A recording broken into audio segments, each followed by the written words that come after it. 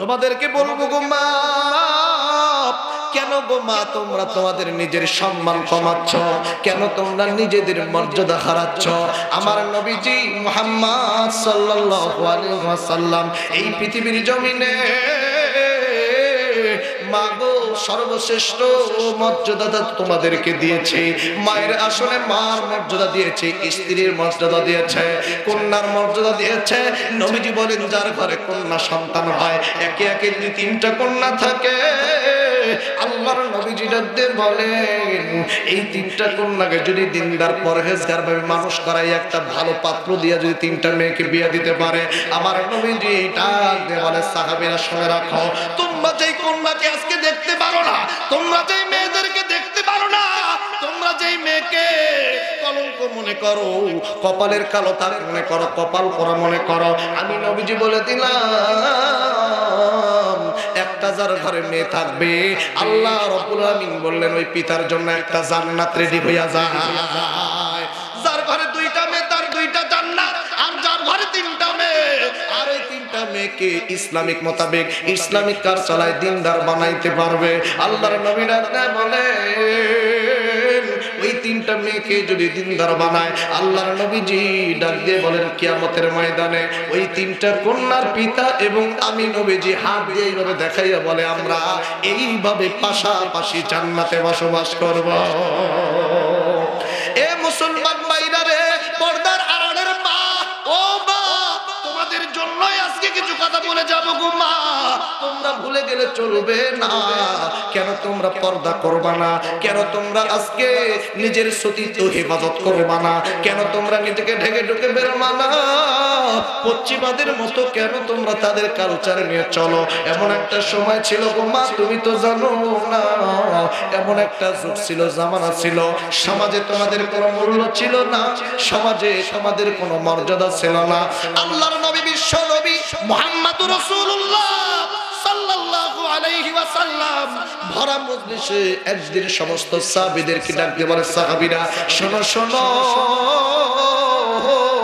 তোমরা সাহাবীদেরকে আমি নবীজি একটা কথা বলবো।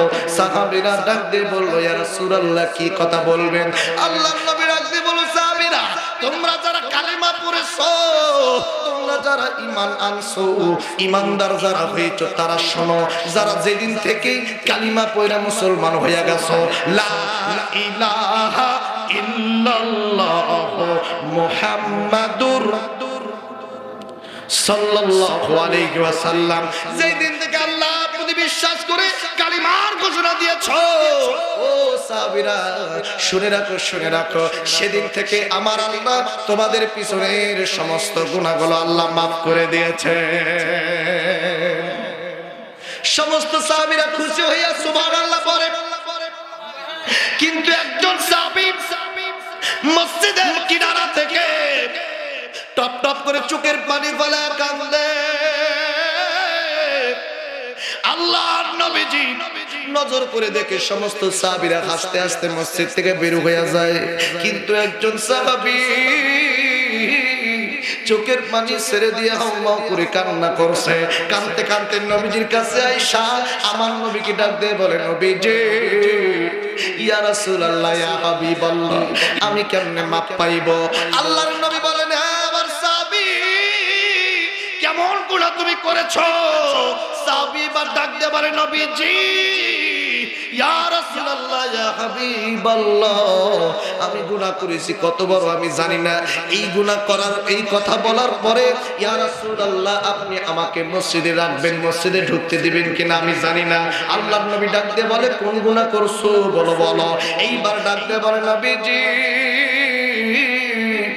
আজ থেকে কয়েক বছর পূর্বে আমি তখন মুসলমান হই নাই, নতুন ঈমান আনছি কেবল, কিন্তু তখন ঈমান আনি নাই।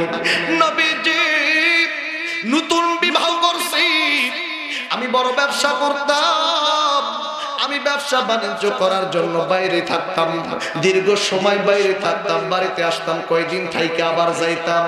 নবীজি গো হঠাৎ করে নতুন বিবাহ করি, এর কয়েক মাস পরে আমার আবার হঠাৎ করে ডাক চলে আসে বাণিজ্য করার জন্য যাব, কিন্তু নবীজি গো